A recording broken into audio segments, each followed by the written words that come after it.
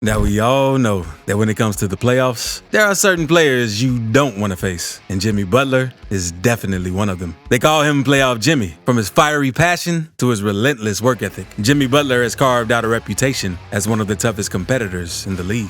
He may not have the shiny hardware of a championship ring, but trust me when I say he's the last person any team wants to face in the playoffs. Butler's tenacity, grit, and unwavering determination make him a true game changer, and his opponents know it. This guy is a walking nightmare for any opponent, and today we're going to explore what makes him such a threat and why championship contenders pray they don't have to face him head on. But what makes him so formidable? Is it his clutch performances when the stakes are highest? Or perhaps it's his undeniable ability to rally his team and push them beyond their limits? Now, before we dive into the mystery of Playoff Jimmy, if you're new here, make sure to hit that subscribe button and turn on those notifications so you never miss any of our uploads. Let's get into it. Jimmy Butler has had some of the worst luck in recent NBA history. He was drafted into the Chicago Bulls, which at the time was reigning MVP Derrick Rose's team. Unfortunately, Rose was plagued with injuries, and this prevented Butler from competing for championships with the Bulls. And after spending 6 seasons with the Bulls, he was traded to the Minnesota Timberwolves in June 2017. Butler was again traded in November 2018, this time to the Philadelphia 76ers. And this looked like a great opportunity for him, as he was now joining forces with another likely MVP in Joel Embiid. But unfortunately, it wasn't meant to be. The Sixers decided to let Butler walk in free agency to the Heat, and instead signed Al Horford. Butler's performances were staggering. In his second season, and his first as a key player in the rotation, Butler showed us what he's made of. He played a whopping 48 minutes in 3 out of Chicago's 5 games against the mighty Miami Heat in the second round. The Bulls might not have won that series, but Butler went head-to-head against the king himself, LeBron James, and he held him to an astonishing average of only 23.6 points per game. Take a second to let that sink in. Not even Kawhi Leonard has ever pulled off such a remarkable feat.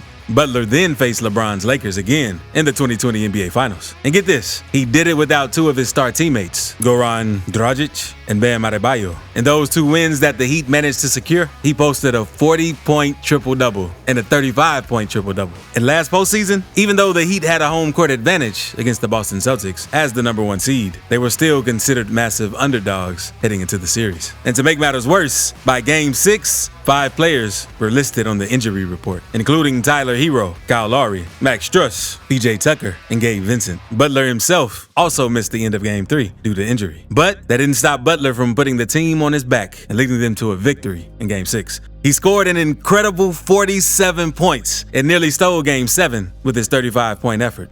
The Heat-Bucks series. He may not have completed that upset back then, but this time around, he finished off the Milwaukee Bucks, leading the Heat to the Eastern Conference semifinals. The Heat even overcame double-digit fourth-quarter deficits to win both Game 4 and Game 5, and Butler scored a combined 98 points in those 2 games, with 14 points in the fourth quarter of both games. Now, this series was stunning. I mean, who would have thought that Miami, a team that looked dead in their first play-in game against Atlanta, would come out swinging against the top-seeded Bucks? And it speaks to our collective refusal to acknowledge Butler as the top-tier superstar. It's about time we acknowledge him as the true superstar he continually demonstrates himself to be. I mean, come on. We've all known for quite some time that Butler is not just good, but great. Remember when the Miami Heat acquired him back in 2019? During his introductory press conference, Pat Riley himself called him a top 10 player. And everybody thought he was out of his mind, but Riley wasn't crazy at all. Instead of giving Jimmy the respect he deserves, most of us have been way too comfortable tossing him the backhanded compliment of being a 2-way star. Yeah, you know what I'm talking about. The label we often use for players we consider stars, but not superstars. But let me set the record straight.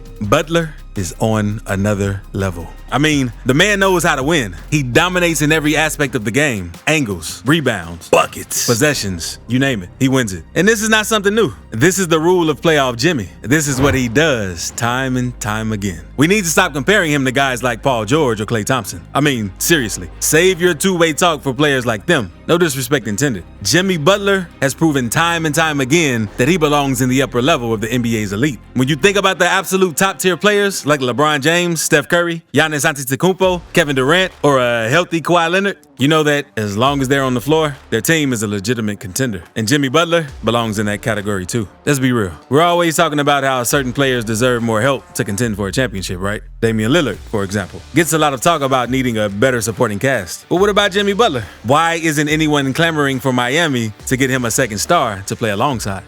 Some players need certain circumstances to win at the highest level. Butler isn't one of them. This Miami team has been struggling. They lost PJ Tucker and haven't found a replacement. Kyle Lowry is barely playing like an all-star. And Bam Adebayo is good, but not quite a second star yet. They relied on 7 undrafted players to take on the Milwaukee Bucks, a team that everyone was hyping up as a title favorite. Yes, a NBA title favorite. Okay. And get this, Butler has knocked off the Bucks as a #1 seed not once, but twice, in 2020 and now in 2023. That's half of Milwaukee's postseason defeats under coach Mike Budenholzer. If we take a look at the stats, combining the end of the Boston series with the 5 games Butler just played against the Bucks, he's averaging a whopping 38.5 points across his last 7 playoff games. It's hard to even put into words what makes this guy so amazing. Yeah, he's a beast on defense. He's a true competitor who never gives up. He's a skilled scorer with amazing footwork and pump fakes. He's a mid-range shooter who somehow also becomes a 3-point machine in the biggest playoff moments. But it's not just his skills that make him great. It's something deeper.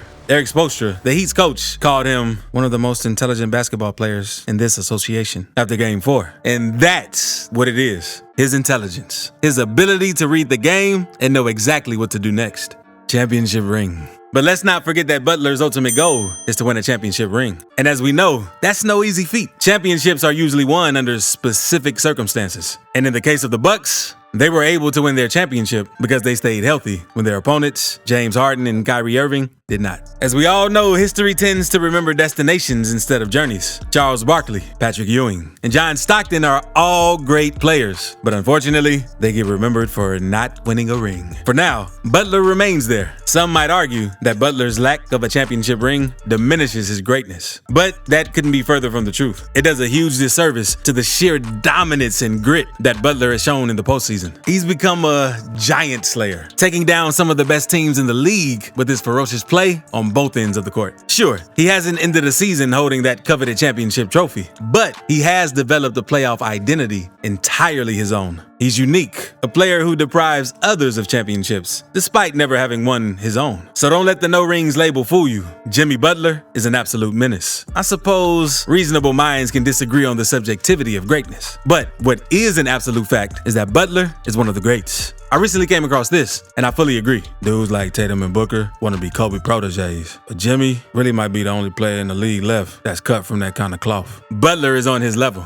Now, let's talk about the Miami Heat. Against all odds, a team that everyone had written off as dead in the water is rising from the ashes. They're going head-to-head with the Knicks for a spot in the Eastern Conference Finals. And Butler thrives in these situations. He's a nightmare for every team he faces, including the mighty Boston Celtics, who could potentially be their next opponents. I know what you're thinking. It sounds absolutely insane to suggest that the Heat could make it to the finals this season. It's unlikely, yes, but it's not impossible. And why is that? Because, my friend, when you have Jimmy Butler on your side, you have a fighting chance against anyone, anytime, anywhere. If you haven't already subscribed, hit that button now so you don't miss any of our NBA insights. And if you're a Heat fan, let me know in the comments if you think they have what it takes to make it to the finals this season. One thing is for sure, with Jimmy Butler leading the way, anything is possible. Thank you so much for watching, and I'll see you in the next one.